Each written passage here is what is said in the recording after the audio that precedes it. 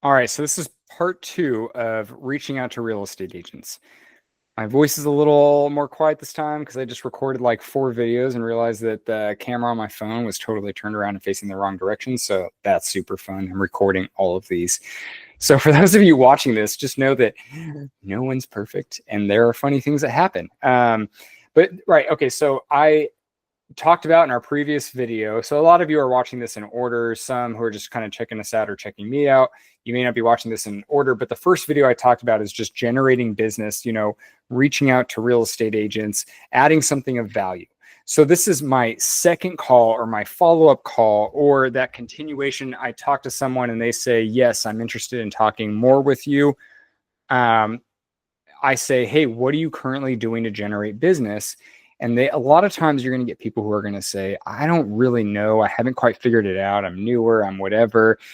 Sometimes they get a little insecure and they say, well, what do you do to generate business? And yeah, I would just say, hey, listen, our company has actually spent a decent amount of money on coaching programs for realtors so that we know what some of the top coaches are teaching. That way we can be more reciprocal partners with you and really help you generate more business. So one of the things that we talk about is that there's 4 different types of businesses you got to focus on, because you got to focus your efforts. So either you want a business that is based on referrals. Everyone thinks that you got to be in the industry for a long period of time before you build a book of business based on referrals. I'm talking about even people in your sphere of influence can refer you clients and find you valuable, whatever it might be, or really you're growing your sphere of influence. You're brand new to an area, brand new to a market, and you don't know anyone. We can help grow that book of business. And even if you're in the area and you know everyone, they may not look at you as the real estate professional. They might look at you as someone who did a bunch of side hustles or someone who does whatever. Let's get them to switch that mentality and looking at you as the real estate professional, that you really know everything you're doing. So that's the first type of business. The reason why people choose that type of business is either they've realized it or you express it, right? When you're talking to them, but the process from start to finish with those clients is so significantly different than a client I got from Zillow or just from the internet. They listen to everything you say. They look at you as their representative versus the salesperson trying to sell them on a house. From start to finish, from, hey, I'm looking to buy, what's the first step? Talk to a loan officer because I'm not showing you houses until you're pre-approved. Got it. They'll go do it. The lead, don't even talk to me about finances, numbers. I just want to see the house. Then you show them the house, and like I'd walk through a house with leads because I had to do this, and I would find something wrong with the house and say, hey, do you see that on the wall? Do you like the house? That bothers me. Does that bother you? And they immediately look at me as like, oh, you're not here to sell me on the house. Oh yeah, you're going to represent me. Okay, well, what does the process look like? Oh, well, this is how we're going to negotiate it. Be totally fine with saying no to something, like no deal. I'll walk away. We'll go find you a better house. We'll go, okay. And then they start to trust you, right? Now referrals, it's just from start to finish so much easier. Plus, a lot of times people who are working on teams and brokerages, sometimes they get a better split with the business they've generated themselves versus like a paid lead from the company. The second type of business is someone who wants to be a listing agent. They don't want to have to drive around. Just for whatever reason, they want to be a listing agent. A lot of times they want to be someone who's focused on an area so they can control their income.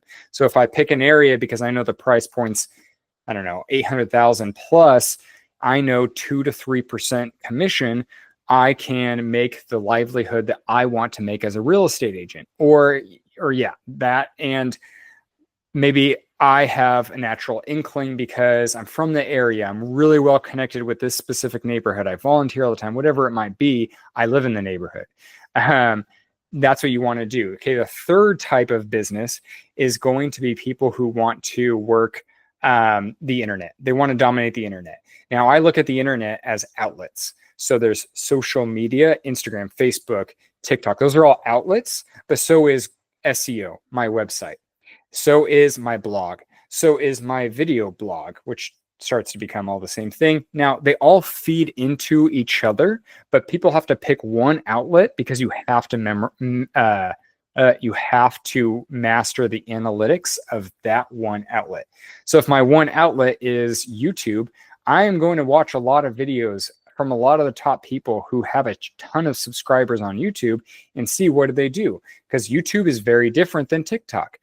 But my TikTok can feed into my YouTube. And you see it when you're watching some people's TikToks, you're like, it looks like you're just recording a YouTube video. Even the snippet I just watched seems like because it is a YouTube video. But now I'm intrigued and I want the rest of the video, so I'm gonna go watch it on YouTube, right? So you got to tap into a lot of the other social medias, but you're going to focus on one. Now, yes, with building a sphere of influence or even a listing area, you might use social media, you might use SEO, but that's not your focus. That's not the driving point. The person who wants to dominate the internet, and that's their type of business, is someone who wants customers just to come to them and they want to build a brand for themselves. A lot of times, it's someone who has a natural inkling towards the internet. So they like making videos. They like, I don't like making videos, but they like doing whatever. And so that is what attracts them and they stick with it, right?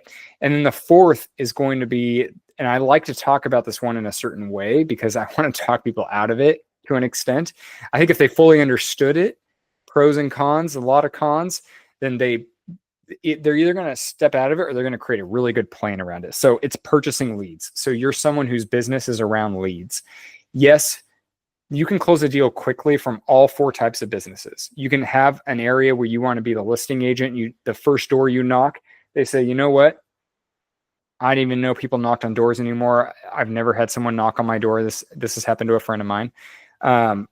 Wow. I mean, you must really hustle as a real estate agent. I want to use you. Let's talk about selling my house.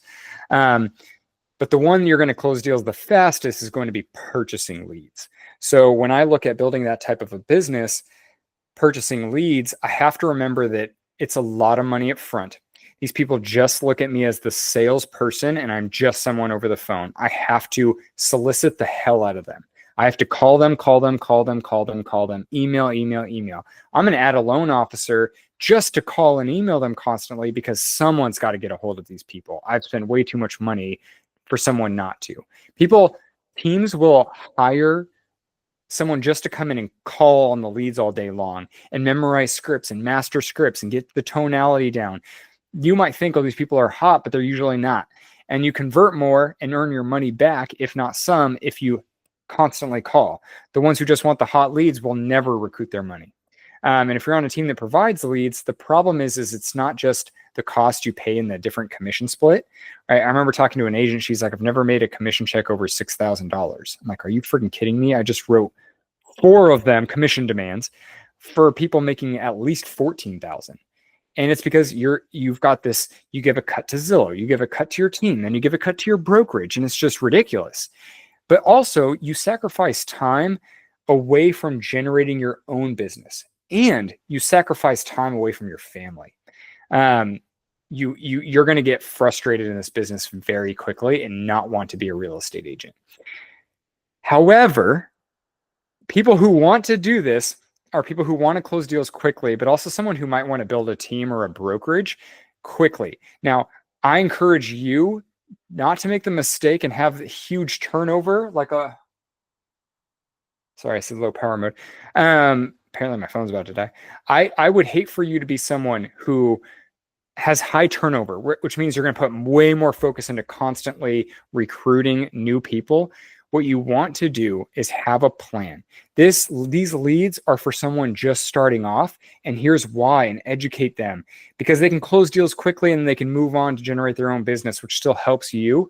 But if you just try to keep it, then you're just going to burn agents. And if that's what you want, that's totally fine, but you got to be prepared for that. So those are the 4 types of businesses. When I sit down with someone, I say, I want you to make a plan of all 4 types of businesses. I want you to write out, not a plan, but necessarily, we're going to make a plan. I want you to write out. I'm not re-recording this video. Anyone watching this on YouTube is going to laugh at me. I'll plug it in and charge.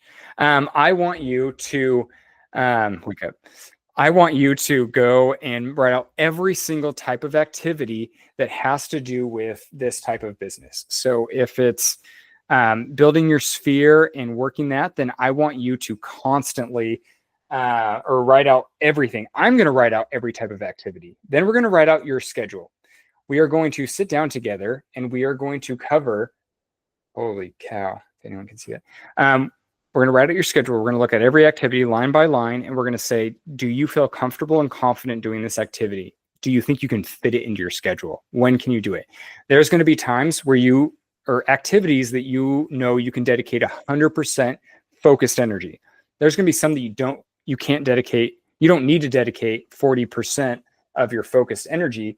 What you need to do is dedicate just a little bit. So I just talked with an agent. She works 3 12-hour shifts and she's exhausted after. They're not every day in a row too, which sucks.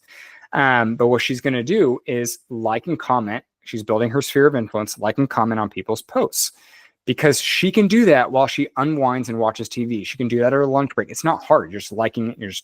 She probably is already scrolling through social media on her lunch break. Then she's going to take other times where she can put a little bit more thought into it. And she has a message that she's already typed out, asking people if they like, just catching up with them and also seeing if they want to go grab lunch with her or grab coffee.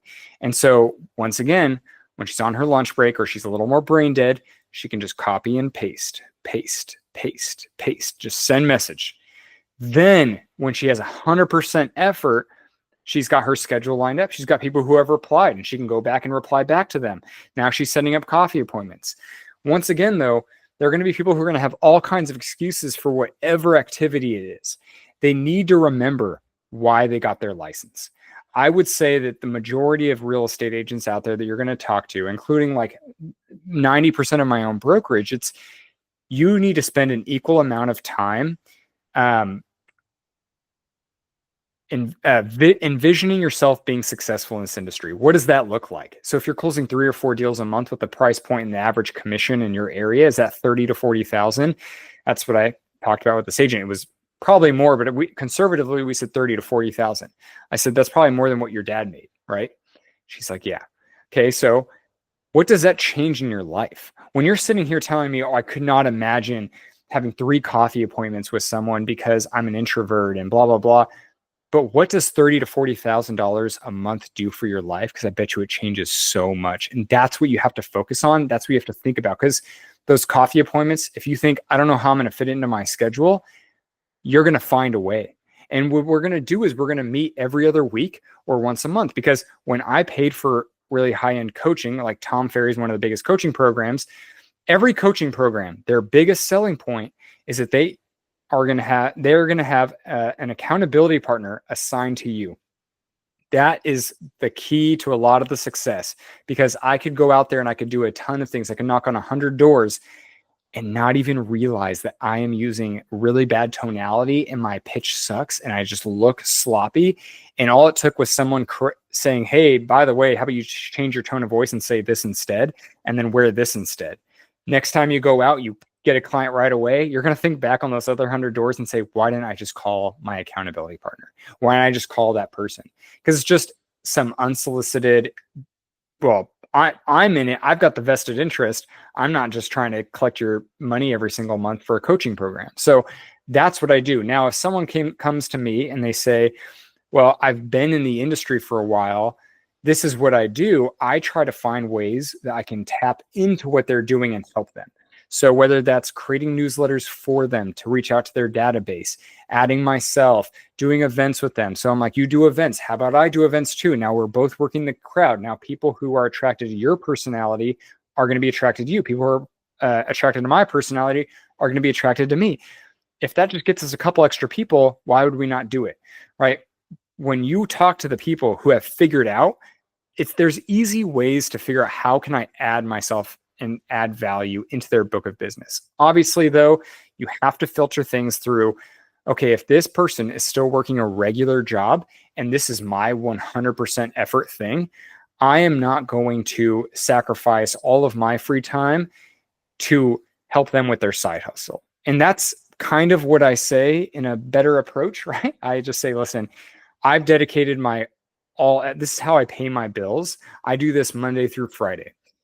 If you want to do an open house, let's do an open house, but that has to be your thing, and let's maximize it. Let's think about it. Let's do it every weekend. But if it's not, I'm sorry, but I spend every minute of most days away from my family dedicated to my business.